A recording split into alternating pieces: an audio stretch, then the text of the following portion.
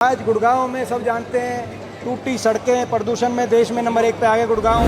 साफ सफाई और की समस्या, गंदगी, हर तरीके से एक नरकीय जीवन की तरफ गुड़गांव को ये सरकार लेके गई। गुड़गांव में एक भी काम इन्होंने किया नहीं। गोंडवी जी उनका एक शेर है, वो शेर की हमारी याद आती है। वो शेर है, तुम्हारी फाइलों में गाँव का मौसम गुलाबी है, मगर ये आंकड़े झूठे हैं और ये दावा किताबी है।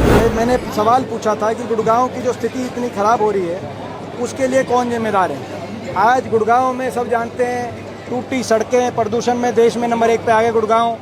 वायु प्रदूषण में, जल भराव, सीवरेज की समस्या, साफ सफाई और की समस्या, गंदगी, आज गुड़गांव वासियों को सामना करना पड़ रहा है।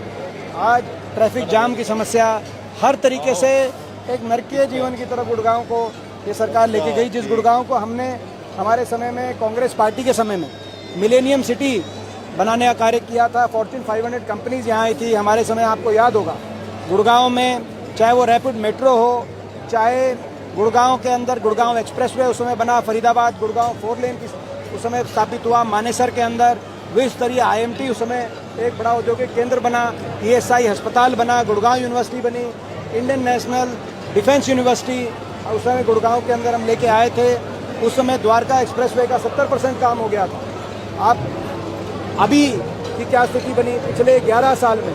गुड़गांव में एक भी काम इन्होंने किया नहीं। आज बदहाली के अलावा गुड़गांव में कोई नया काम ये बता नहीं सकते। आज आपने देखा 11 साल से ना तो जो सिविल अस्पताल है वो बना, ना ही बस स्टैंड बना, कोई नया कोई विकास का कार्य हुआ। मगर फिर भी खट्टर साहब का जवाब आया कि गुड़गांव में कोई समस्या ही नहीं। संसद के अंदर ये लिखित जवाब है जो मैं शेयर कर चुका आप लोगों के साथ। तो एक कवि हुए हैं आदम गोंडवी जी, उनका एक शेर है, वो शेर की हमारी याद आती है। वो शेर है, तुम्हारी फाइलों में गांव का मौसम गुलाबी है, मगर ये आंकड़े झूठे हैं और ये दावा किताबी है। अगर गुड़गांव में कोई समस्या ही नहीं है तो फिर तो कुछ बचा ही नहीं कुछ बात करने को। तो ये 11 साल खट्टर साहब पहले मुख्यमंत्री रहे, अब ये उसी महकमे के मंत्री हैं। एक मेट्रो का खंभा आगे नहीं बढ़ाया इन्होंने। हमारे समय ब्यूटिफिकेशन के मामले में भी आपको याद होगा, गोल्फ कोर्स रोड के विकास की नींव हमारे समय रखी गई। MG रोड को विकसित किया गया। हर तरीके से गुड़गांव को आगे मिलेनियम सिटी के रूप से पूरे गुड़गांव का नाम दुनिया में गया। अब तो ये इस एक शेर के अलावा कोई और मुझे इसका जो उनका उत्तर मिला कम से कम अच्छा। और अपने उत्तर में उन्होंने केवल ये नहीं कहा कि कुछ नहीं है, उन्होंने बताया कि हम इतना कर रहे हैं, इतना खर्च कर रहे हैं, इतना खर्च कर रहे हैं। वो योजनाएं बताई। मेरा प्रश्न भी वही था, वो मेरे प्रश्न से ही योजनाएं चुराई गई थी। मैंने कहा था कि ये जो इतना सरकारी आंकड़ों में और कागजों में इतना किया जा रहा है तो कहाँ जा रहा है? उन्होंने उसी को रिपीट किया। तो ये सरकार जो हुई है, क्या राहुल गांधी की हार का कारण वही है? देखिए, हम पहले से कह रहे हैं कि भाजपा की जो सरकार है, यंत्र मंत्र तंत्र तुम्हें सब आ गया।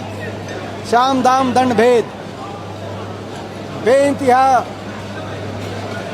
हर तरीके से चुनाव आयोग का दुरुपयोग। कभी इलेक्शन की डेट बदलवाते हैं, कभी महाराष्ट्र से अलग कराते हैं, कभी चुनाव के अंदर इस तरह की हरियाणा में धनवर्षा की भाजपा ने चुनाव के समय, आप समझ गए जो मैं कह रहा हूँ। और कभी फेक वोटर और वोटर लिस्ट के अंदर गड़बड़ियाँ करने का कार्य करते हैं, जो कि आपने बड़े पैमाने पे राहुल जी ने जो प्रेस कॉन्फ्रेंस करी है उससे साबित हुआ है। अब ये पहले इन्होंने हरियाणा में किया, फिर महाराष्ट्र, अब बिहार में भी देखा जा रहा है। ये हकीकत क्या है? जबकि हरियाणा में तो मात्र 18,000 वोट से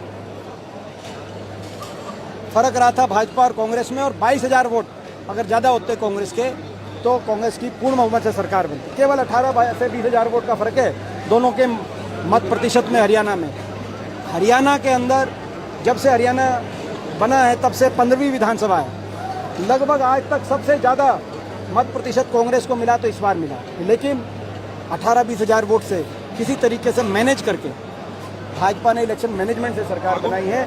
लोगों के जनभावना, व्यापक जनभावना से बनी हुई सरकार नहीं है।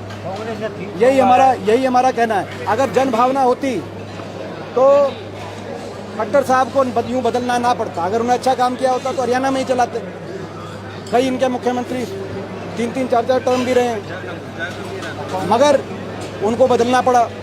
वो यहाँ पे लिए नहीं, लेकिन उनको सेंटर में। कैप्टन अजय यादव ने कहा है कि अध्यक्ष बदलने वाले, तो क्या कुछ ऐसा विचार वो कर रही है? कांग्रेस का संगठन का विषय।